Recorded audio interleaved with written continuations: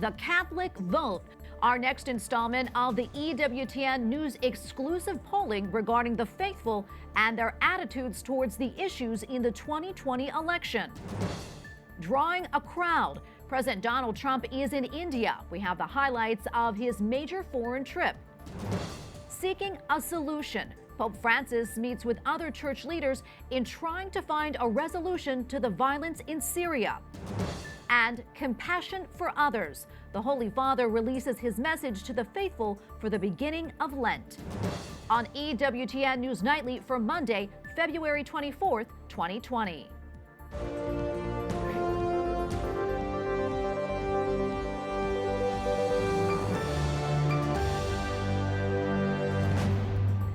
Good evening and thanks for joining us tonight. I'm Tracy Sable. Tonight, the results are in for the second installment of the EWTN News Real Clear Opinion Research Poll. The poll looks at Catholic voters in America with their views ahead of the 2020 presidential election. Joining me now are Carl Cannon, Washington Bureau Chief of Real Clear Politics, John Della Volpe, Director of Polling at Real Clear Opinion Research, and Matthew Bunson, Executive Editor and Washington Bureau Chief for EWTN News. Welcome, gentlemen. Thank you so much for being here. Good to be with you. Well, Matthew, I'm going to start with you. Remind us why EWTN News decided to commission this poll. Well, this is the second of 4 polls that EWTN News commissioned that will be running throughout the whole of the election. We had the first poll in December that gave us sort of a baseline of where Catholics are, but where the country is as well, on the key political issues of our time, and then where Catholics are on some of the key issues facing Catholics today. We see this as a service to understand the people that we serve, but also to provide as much detail as possible about what the Catholic vote actually looks like in what everyone knows is going to be a very polarized and contentious election year. So we'll have 2 more polls after this one, leading right up to the November 2020 election. Great. John, this question is for you. What makes this poll unique in its study of Catholic voters? As Matthew said, this is the second now in a series of polls. And essentially what we did during the first study was to compare Catholic voters compared to everybody else in terms of the general electorate. We could see what the similarities were as well as the differences. In the broad frame, the Catholic vote is the American vote. There weren't a lot of differences when you look at the big picture. But as we narrow down, like we did in this poll, we focused only on Catholics, 1,500 Catholics. That allowed us to really understand the unique differences within the demographic cohort, the ideological differences, and their opinions based upon gender, age, race, ethnicity, level of devoutness and other things. So I'm excited that we're able to break down the Catholic vote into much more detail around a variety of issues, not just faith, but also politics and culture. Yeah. Carl, I'm curious about this. Where does President Donald Trump, where does he stand with Catholic voters at this point? Well, that's the question, because if you know that how that's going to be the first week in November, you probably know who's going to be the president. The Catholic vote, last time it was very close. Any close election, if you can get a point or 2 in this large cohort of voters, you probably win. But the answer to your question is, and I don't mean to keep our audience in suspense, Donald Trump's about 47% job approval rating in John's poll. That doesn't sound great, but it's pretty good. It's higher than he is with non-Catholics, a little bit, 2 or 3 points, John. Right. And it's the gold-plated question in polling. It's been asked the same way since George Gallup was doing polls on party lines in Kansas in the 1930s. And do you approve or disapprove of the job, Harry S. Truman, Donald J. Trump is doing as president? And that 47% is a good number for him. It's above where he is. Of course, he'd like to be at 50. And in the key segment of Catholic voters, what John was talking about, the 1 in 5, almost 1 in 5, who we call in our, Matthew and I in our stories, devout Catholics. Say the rosary, go to Mass, devout, active in their parishes. With this group, he's at 63%, Donald Trump. And that's a group that votes. They follow the news more closely than less devout Catholics and then non-Catholics. And they vote in great percentage, 75% we think. 75% say they never miss an election. Never miss an election. And with that group, he's very solid. So if I'm the White House, I'm looking at this poll, I feel not great, but pretty good. And one of those numbers that you can look at too is that 59% of that group of the devout Catholics, the active Catholics, are already planning to vote for him. I mean, so they've already declared their intentions. Wow, this is also interesting. I wish we had more time, but we only have time for one more question. And I'd like to get your take, all three of you, on this. Are Catholic voters as divided as the rest of the electorate? When it comes to Super Tuesday, the answer is yes.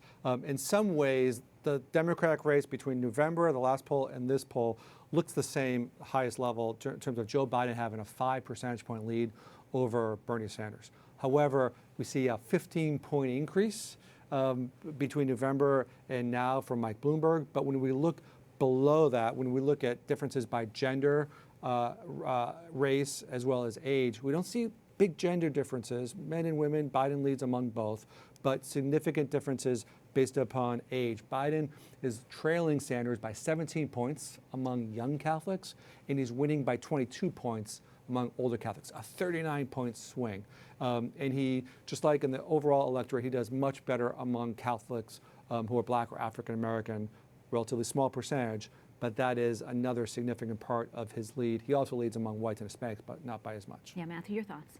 Yeah, this is a very polarized Catholic community right now. Certainly politically, and we're seeing that culturally. And I know that's something that we're going to be looking at much more closely in the next poll, and it's going to impact as well, I think, what the final vote looks like. The key to be focused on, I think, is that 18%, that 1/5 of the total Catholic population in the United States that sees itself as active or devout, because that is Donald Trump's absolute lock need to get reelected in November. Yeah. Carl, anything you'd like to add? I was going to say that one point to Matthew's point. Among this 18% of the most devout, 41% of them are Latinos, and that's if Joe Biden talks about a firewall in South Carolina. If Donald Trump has a firewall, this may be it. Devout Hispanics who are Roman Catholics. This may very well be the long, elusive Catholic vote that we always hear about in every election. Yeah, should be very interesting. Thank you, gentlemen, all for being here. Matthew Bunson, Carl Cannon, and John Delavobe. Thank you so much. And we'll have analysis of this new EWTN News Real Clear Opinion Research poll coming up later in the broadcast. The Democratic presidential race is starting to come into focus, and following the Nevada caucuses this past weekend, there is now a clear favorite. Philip Crowther from the Associated Press has a report now from Las Vegas. The results from Nevada predict a bright future for Bernie Sanders. The senator won big here in these caucuses. He did well with the large Hispanic minority and with young voters. Sanders now has that most crucial ingredient in the race for the nomination. He has momentum. He also has a coalition of voters that could come out in force again for him on Super Tuesday on the 3rd of March. Texas and California will be the big prizes, and demographically they are similar to Nevada. Many of those voters turned their backs on the establishment and on the initial favorite, former Vice President Joe Biden. All other candidates also trailed well behind Sanders here.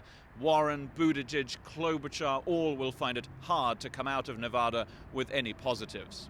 For Joe Biden, this was a third disappointing result in a row after Iowa and New Hampshire. He put on a brave face here, but simply did not get the support from Hispanic and African-American voters that he was hoping for. He now needs a victory in the next primary in South Carolina. His front-runner status is no more. That now belongs to Bernie Sanders. Philip Crowther, EWTN News Nightly in Las Vegas. President Donald Trump says America loves India. He is on a whirlwind two-day tour of the country. Reporting on that tonight is Owen Jensen, our new White House correspondent. Owen, welcome to the EWTN News Nightly family. Hi, Tracy. You talk about a warm welcome. From the minute President Trump arrived in India, it was pageantry, music, and big cheering crowds. President Trump and the First Lady got quite the welcome from Indian Prime Minister Narendra Modi. Ladies and gentlemen, we have with us Prime Minister of India, Shri Narendra Modi, and the Honorable President of United States of America, Mr. Donald Trump. The president used day one of his 36-hour visit to reaffirm close ties with the Prime Minister, and at a rally speech in front of more than 100,000 people, He brought a message of unity. The First Lady and I have just traveled 8,000 miles around the globe to deliver a message to every citizen across this nation. America loves India. And the president also talked business. We are in the early stages of discussion for an incredible trade agreement to reduce barriers of investment between the United States and India. Later, President Trump and the First Lady toured the Taj Mahal. The Trumps will spend Tuesday in New Delhi, where protests erupted over a new citizenship law. The law provides fast-track naturalization for some foreign-born religious minorities, but not Muslims.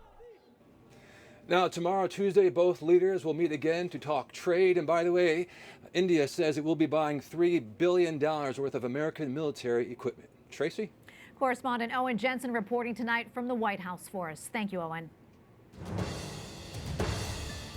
Political turmoil in Malaysia after the prime minister abruptly quits. Prime Minister Mahathir Mohamad resigned amid speculation that he was trying to form a new ruling party, and his party is leaving the ruling alliance. The stunning resignation comes as the prime minister's party tried to team up with the opposition parties to form a new government. Malaysia's king accepted his resignation, but also reappointed him as temporary leader. Police in Germany say a man intentionally drove his car into a crowd of people at carnival celebrations. It happened in the town of Volkmarsen, about 175 miles south of Berlin. Around 30 people have been injured, including children. The car appeared to speed up as it crashed into the crowds. The driver is under arrest. The coronavirus outbreak is not a pandemic yet, but the White House is getting ready to ask Congress for an urgent budget request as stock markets around the world drop sharply today. The disease started in China, and the Communist Party is now postponing its annual Congress. It is the first time that it's been canceled since the Cultural Revolution. And now more countries outside of Asia are reporting a spike in the number of cases. Italy is reporting a 5th death from the coronavirus, and over 200 people tested positive for it. Iran says at least a dozen people died from the coronavirus, and in South Korea, more than 800 are now infected. Pope Francis appeals for peace in Syria during his trip to Bari, Italy. E si ascolti il pianto dei piccoli e degli indefessi. The Holy Father said innocent civilians and children are paying the price for conflict. Pope Francis was in Bari yesterday with more than 50 bishops from 19 Mediterranean countries. They gathered to discuss peace in countries bordering the Mediterranean Sea, including the Middle East and Northern Africa. Edward Penton, Rome correspondent for EWTN's National Catholic Register, joins us now. Ed, thanks for being with us. So what did the Pope say in his homily during his visit to Bari?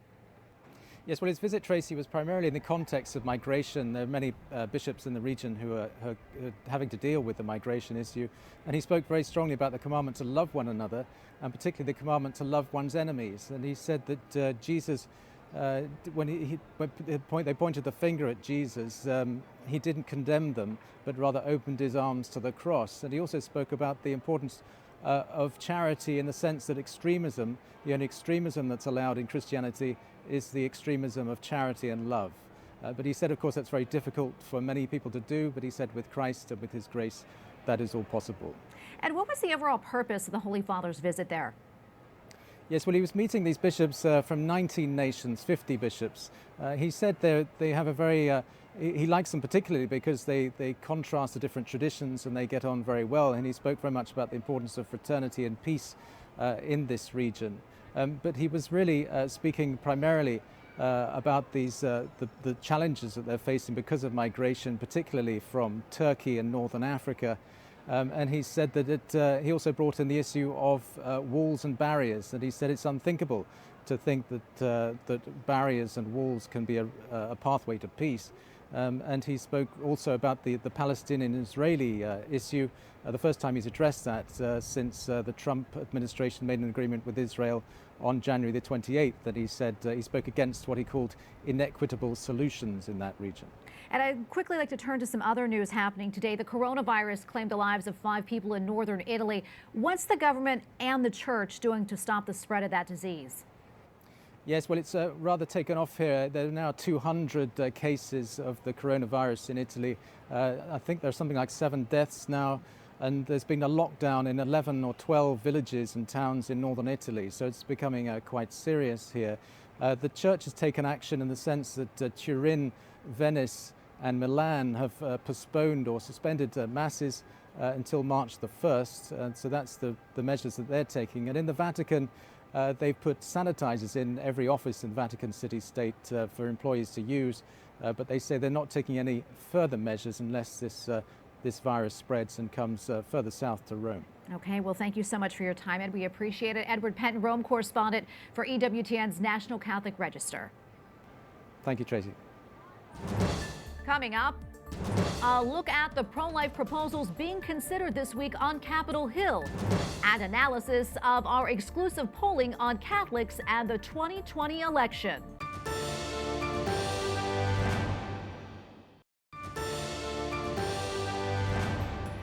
As several Democratic senators stay focused on campaigning for president, back in Washington, every senator will have the chance to cast a vote on 2 pro-life bills, the Pain-Capable Unborn Child Protection Act and the Born Alive Abortion Survivors Protection Act. Correspondent Mark Irons reports now from Capitol Hill. Mark?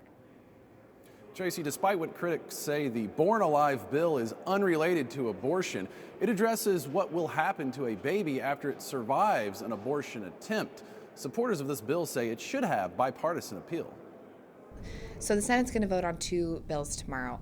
They're both pro-life, but only one of them is about abortion. Mallory Quigley is a spokeswoman for the pro-life Susan B. Anthony list. Repeated votes on both of these bills are part of the overall strategy to educate Americans about the importance of this and to get this legislation into law. We've got to continue to build momentum for this, and that's only going to happen in 2 ways. Either senators are going to change their vote or Americans are going to change their senators. Republican Majority Leader Mitch McConnell will have the Senate vote on S-130, which aims to prohibit a health care practitioner from failing to exercise the proper degree of care in the case of a child who survives an abortion or attempted abortion. And S-160, designed to protect pain-capable unborn children. The public is on our side. The more you inform the public about what we're trying to achieve, which is to restrict abortion on demand after the 5th month of pregnancy, because the unborn child feels excruciating pain.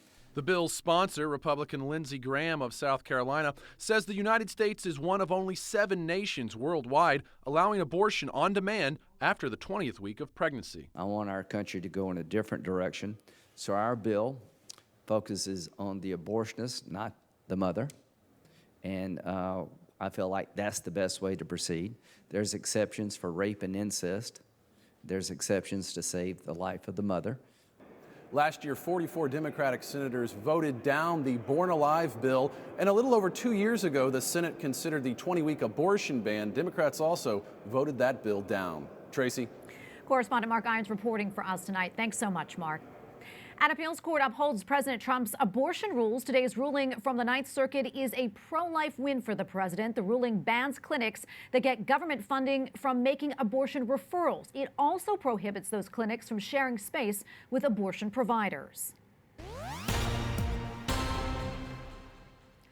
And we continue now with analysis of our EWTN News Real Clear Opinion Research Poll. Joining me now is Mary Rice Hasson. Mary is the Cato Byrne Fellow in Catholic Studies at the Ethics and Public Policy Center in Washington, D.C. She also directs the Catholic Women's Forum. That is a network of Catholic professional women and scholars. Mary, welcome back to the show. We appreciate it. Wonderful to be here. Well, first off, I'd love to get your insight and initial thoughts on this second poll. So I think one of the interesting things is Catholics are so engaged. That's clear. But we do see a big difference in terms of public policy perspectives, depending on whether they are practicing their faith, whether they adhere to the church's teachings. And I was struck by one particular thing. One of the findings in the polls showed that 72% of Catholics say that there are some things that are intrinsically evil. That means they're wrong all the time. And yet, among Catholics across the board, fewer than half say that abortion is something that's intrinsically evil, euthanasia, assisted suicide, and yet these are clear teachings of the church. Now, of course, among Catholics who are practicing the faith and who accept all of the Church's teachings, you see a much greater percentage of them, but still not all of them, willing to say that those things are intrinsically evil. So that stood out to me, just this confusion about how do you apply that? What does that mean when you say something's intrinsically evil? Yeah, and how would you describe the current political divide among Catholics in the United States? So most Catholics still, while there's a recognition that President Trump has done a lot of good for the pro-life cause, if you look at Catholics as a whole, they still lean Democratic. And I think part of that is, I think what we're seeing is a confusion. I call it the compassion gap. They listen to the Democrats and they feel like that is more in tune with their Catholic values because they hear positions that sound more compassionate. And yet, we know from the teachings of the Church that we're really not seeing that clear support for life among the Democratic Party as a whole, not individual Democrats. So I think there's confusion. There's a lot of work, educational work to be done, I think, by the Church on these issues. So we'll see where that goes. Yeah. How do you think, Mary, how do you think this divide will impact the election? I think it's going to confuse pollsters in the sense that they like to be able to talk about a Catholic bloc, and there is no Catholic bloc unless you take into account religiosity and whether someone is a practicing Catholic, whether they are just simply culturally Catholic, or whether they really agree with the teachings of the Church. And you see a clear divide when you break it down to that level. Yeah. So. We don't have much time left, but I'd love to get your insight on this, what you think of this. You know, the poll found that Catholics are concerned about unhealthy programming from the entertainment industry, and they want more family-type programming. Yeah, which was great to see. That was almost across the board, that whether you were a practicing Catholic or not, people recognize that things have gone too far. And I think I'd love to see Hollywood realize there's a market here. There's a market here for family-friendly, faith-friendly programming, and you know, they've got a reason to go that way. So, absolutely, Mary, thank you so much for coming on and sharing your insight with us on this poll. We appreciate it. Thank you. Up next, the diocese in West Virginia releases its financial numbers, and a church leader has advice on how to approach Lent.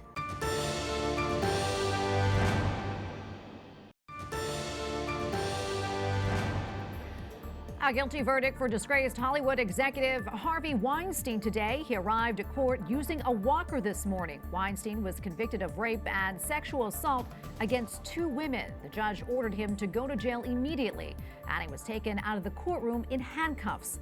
The 67-year-old is facing decades in prison. As we continue to celebrate Black History Month, we remember the life of Katherine Johnson. Johnson died this morning in Newport News, Virginia. She was portrayed in the 2016 movie Hidden Figures. Johnson was a mathematician who calculated Earth's orbits for NASA. And in the early days of space exploration, she did it using paper and pencil, solving complex equations by hand. Katherine Johnson was 101 years old. Thousands of fans gathered in Los Angeles for a memorial service for former professional basketball star Kobe Bryant and his daughter Gianna. His wife Vanessa said God knew that Kobe and his daughter could not be on earth without each other, so he brought them home together. Kobe Bryant and his 13-year-old daughter were among those killed in a helicopter accident last month. An audit of the Diocese of Wheeling, Charleston, West Virginia shows a loss of $5 million from when Bishop Michael Bransfield was in charge. He resigned over a year ago. The new bishop, Mark Brennan, released the audit after a church investigation found Bransfield misused funds and spent money on lavish gifts and luxury items. Bishop Brennan says the losses also include $1.5 million for investigations and lawsuits. In addition to the lavish spending, Bishop Bransfield was accused of sexual misconduct. He denies any wrongdoing. Pope Francis' message for Lent speaks of conversion of heart and compassion for others. There is really then something within us that makes us even resist what we know is best and good for us. And this force or this block that is within us is what Lent leads us to try to discover and to dismantle. At a press conference on the Pope's message, Cardinal Peter Turkson, prefect for the Dicastery of Integral Human Development, urged us to engage in dialogue with God and with our neighbors. The Holy Father invites us to be rooted in love for God with our eyes fixed on the crucifix. Lent begins this week on Ash Wednesday. We thank you for watching tonight. For the entire EWTN News Nightly team, I'm Tracy Sable. We're back tomorrow with more news from a Catholic perspective. Good night and God bless.